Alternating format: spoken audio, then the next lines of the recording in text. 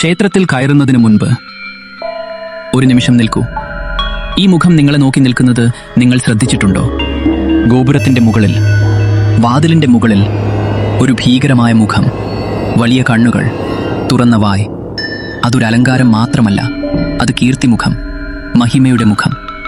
പക്ഷേ അതിന്റെ കഥ കേട്ടാൽ നിങ്ങൾ ഞെട്ടു. പുരാണങ്ങൾ പറയുന്നു, അസുരരാജാവ് ജലന്ധരൻ കഠിന തപസ്സിലൂടെ അപാര ശക്തി നേടി.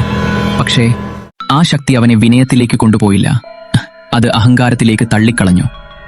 രാജാവ് ജലന്ധരൻ രാഹുദേവനെ ദൂതനായി അയച്ചു. മഹാദേവന്റെ സന്നിധിയിൽ ഒരു അവമതിപ്പായ ആവശ്യം, അഹങ്കാരത്തോടെ നിറഞ്ഞൊരു വാക്ക്. ആ വാക്കുകൾ കേട്ട നിമിഷം ലോകം തന്നെ നിശ്ചലമായി. മഹാദേവന്റെ മൂന്നാം കണ്ണ് തുറന്നു. ആ അഗ്നിയിൽ നിന്ന് പിറന്നത് ഒരു ഭീകര ജീവി, സിംഹത്തിന്റെ മുഖം, അതിരില്ലാത്ത വിശപ്പ്. അത് നേരെ രാഹുദേവന്റെ നേരെ പാഞ്ഞു. ഭയന്ന് രാഹുദേവൻ വീണു. പ്രഭു, എന്നെ രക്ഷിക്കൂ, മഹാദേവൻ പറഞ്ഞു. അവനെ തിന്നരുത്. പക്ഷേ ആ ജീവി നിലവിളിച്ചു, എനിക്ക് വിശക്കുന്നു, ഞാൻ എന്തു തിന്നും?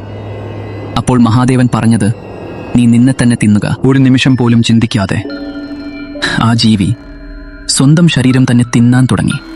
കൈകൾ, കാലുകൾ, വയർ, എല്ലാം. അവസാനം ബാക്കി നിന്നത് ഒരു മുഖം മാത്രം.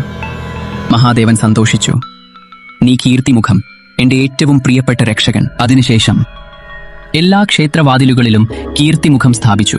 എന്തുകൊണ്ട്? ദുഷ്ടശക്തികളെ തടയാൻ, അശുദ്ധ ചിന്തകളെ അകറ്റാൻ, പക്ഷെ അതിലുപരി നമ്മുടെ അഹങ്കാരം വിഴുങ്ങാൻ.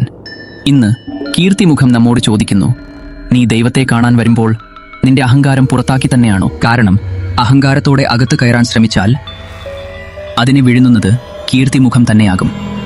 ഓം നമഃ ശിവായ.